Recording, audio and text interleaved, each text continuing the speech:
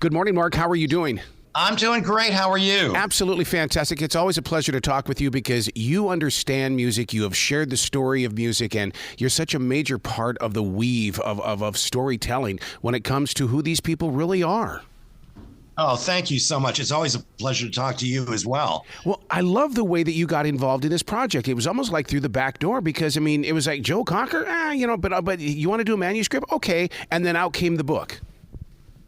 It's crazy. I couldn't have predicted this. A year ago, I was contacted by a movie producer who had optioned the book that I did with Debbie Campbell, Glenn Campbell's daughter. Yes. And she said, we can't find anyone to do a treatment of the screenplay. Would you take a crack at it? So I did. And she really liked what I did. So she said, I want another screenplay from you about a rock and roll character. Do you want to do Jerry Rafferty or do you want to do Joe Cocker? So I said, well, let me get back to you tomorrow. I'll look into both of them because I really didn't know a lot about Joe Cocker's personal life. So Jerry Rafferty, Baker Street, which I totally love, Steelers Wheel, yes. Get Back Jack and Do It Again. Great career. But he had an alcohol and cigarette problem and was very depressed and had an unhappy ending. Joe, I looked into Joe, which I, of course, knew he had Woodstock. He had Mad Dogs and Englishmen. He had that giant comeback with on Up Where We Belong with Jennifer Warnes. And his career seemed to go on and on. So I thought, this is really the story I want. And I also found out in the third act of his life, he fell in love with a woman named Pam Baker, and she encouraged him to get off the alcohol, the drugs, and the cigarettes. And he had the happiest 10 years of his life. So I thought that was the most complete story. So what I did was I immersed myself in all Joe's music. I have, I think, every CD, LP, cassette that he ever recorded music on. And I just fell in love with him as a subject. What do you think that adventure with Pam was really like? Because I would like to be a fly on the wall when somebody finally says, I'm not going to do this anymore. I am going to go a different path. Because, I mean, it would be such a learning tool for other people out here. Well, it took his wife, Pam, to say to him, what happened was they had a dinner party at their house in Colorado. This was the last straw. He was upstairs when the guests arrived, came downstairs completely smashed, sat down at the table, knocked over a glass or whatever, and displayed that he was obviously inebriated. Pam took him upstairs and said, it's either me or the alcohol. You make a choice. And that's what it took. Screenplay, that's a dramatic scene. That's a perfect scene for this movie. Oh, absolutely, absolutely. One of the things that I love about the way you write is it's almost like you and I are sitting in the room together when I'm reading your book, and you're sharing the story with me. You're not giving me a documentary. Thank you. I really appreciate that. You've made my day by saying that. That's kind of how I feel about this. And especially a book like this Joe Cocker book where I didn't know the whole story. So it's kind of like when I'm writing it to the reader, I'm saying, this is what I discovered. You won't believe this. Wait till you read this. And so it's kind of, I hope it has that conversational tone to it. So thank you for confirming it. Well, it does have that tone to it. And it makes me wonder, who inspired you to find this voice? Because, I mean, there aren't too many storytellers like you around anymore. Everybody just wants to give me one paragraph and then, okay, there you go, figure it out. Oh, thank you. Again, I'm flattered. Thank you. But I feel when I'm sitting and typing up a story or reporting it in the manuscript, that I am having a dialogue with someone, and I want that kind of clarity when I set up a story and when I expose the facts. So I'm glad it's successful. I mean, when I started out in high school and learned that I could write, it was really that kind of vision I had in my head. Like, I'm going to write this like I'm having a dialogue with the reader. And it still rings true. And I'm glad you find it successful. So it's after 68 books, I think I'm on the right track. Oh my God. I have 7 and I'm tired. I can't figure it out, man. I don't know how you do 68 books. and I'm barely in my 40s. I'm lying. So when Joe Cocker does a song like "You Are So Beautiful" and it's on the radio, and at that point in time, the only thing we had was pretty much the midnight special and Don Kirshner's Rock Hour or John Kirshner's concert. I mean, what was it about this song that really drew us into those speakers on the radio? You know, it's so funny. That was a song that from his period where everything sort of fell apart. He'd had Mad Dogs and Englishmen, a big depression, a couple of bomb albums. And he's decided, his producer gave him that song that Billy Preston wrote, "You Are So Beautiful." And he just nailed it. And the funny thing was, it was kind of like a one-off. We need one more song, Joe. Just go back in the studio and sing this. All right. And he did it. And that's one of the most memorable songs of his career. It just kind of shows you how some of the best creations are accidental in a way.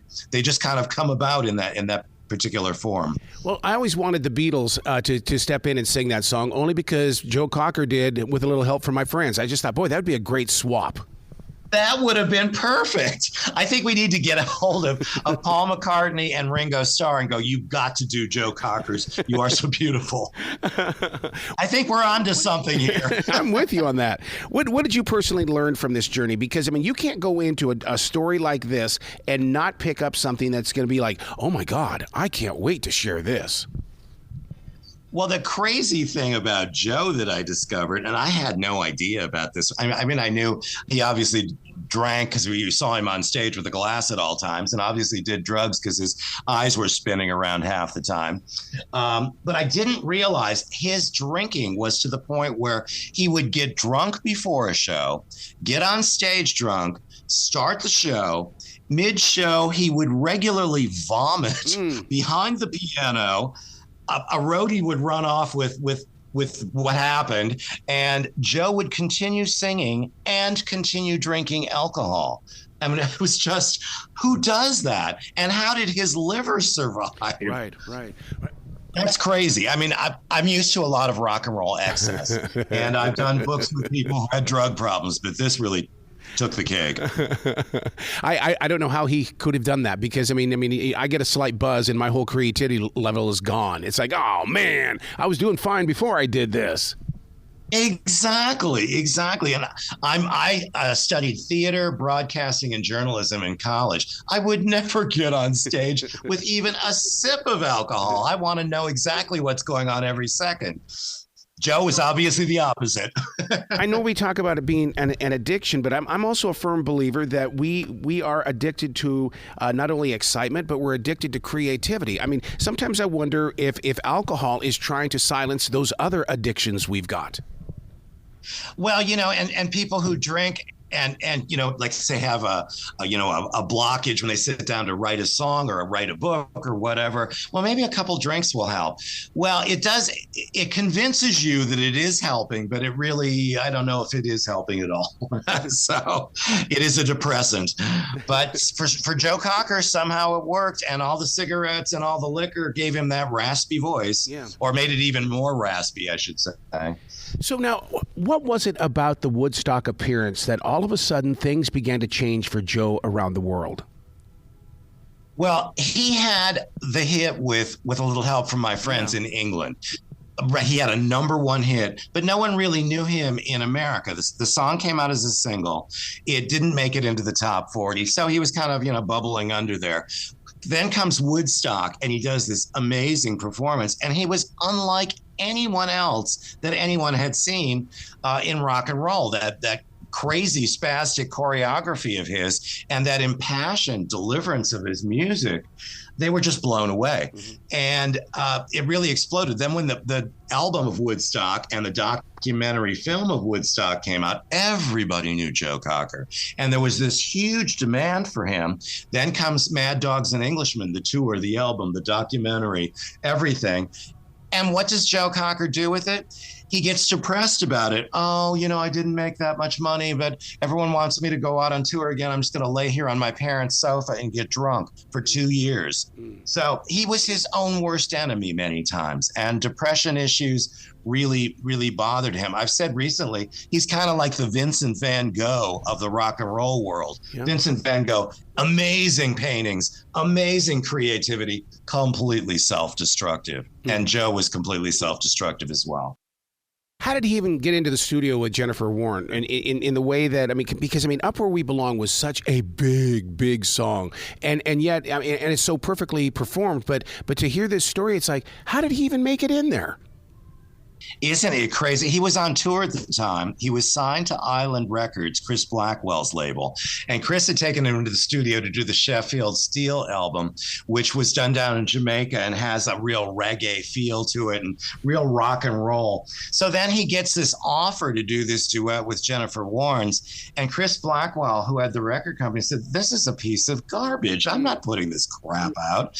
And Michael Lang, who was his tour or his manager at the time, said, yeah, we insist, you have to, and it's going to be it's from an officer and a gentleman, and it's coming out in the movie. It's going to be a huge success. So reluctantly, they put it out, the only #1 single of Joe's in America and #1 around the world.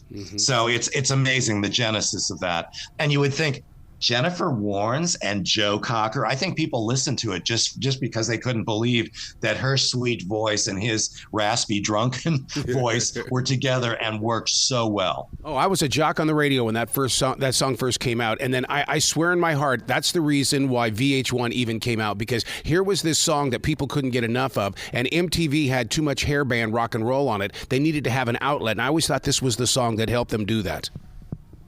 Absolutely. And it brought back his career and really, paved the way for him to do so much more. It really, really turned his career around. He was the 90s for him, the 80s and 90s, he didn't have as many hits anymore, but that song put him back in the spotlight. The funny thing is that I found out doing Joe Cocker is a lot of people didn't realize that he died almost 10 years ago. He died in 2014. Wow. When I announced I was doing this book on Joe Cocker, I swear half the people said to me, is he still alive? And I was like, he fell that far off the radar. So I'm really happy to put the spotlight back on him. And hopefully the success of this book and maybe the success of the screenplay that I wrote will finally get him into the Rock and Roll Hall of Fame, which he so deserves to be in. See, I'm so guilty of that crime of thinking that an artist is still alive, because as long as I have YouTube, I can go and hear that song. If I have Alexa near me, Alexa, play blah blah blah, and it's almost like we have become numb to the fact that they're no longer here, but yet musically in our hearts, yeah, they are.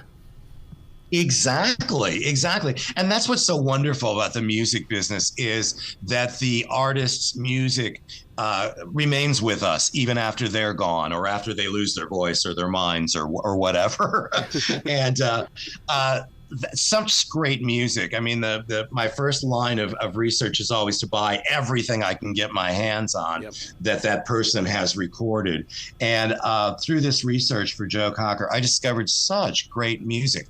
One of the songs I want to share with you that you may want to go check out is his version of Respect Yourself by the Staple Singers hit. And when he recorded it is when he finally got sober. So he sings it like it's his new anthem of him respecting himself. Wow. And I love discovering little gems like that. Yeah. You being a fascinating person inside that kitchen, if he were to come over and cook with you in the kitchen, what would you have for dinner? I guess it would be something typically British, like bangers and mash or something. But I don't know.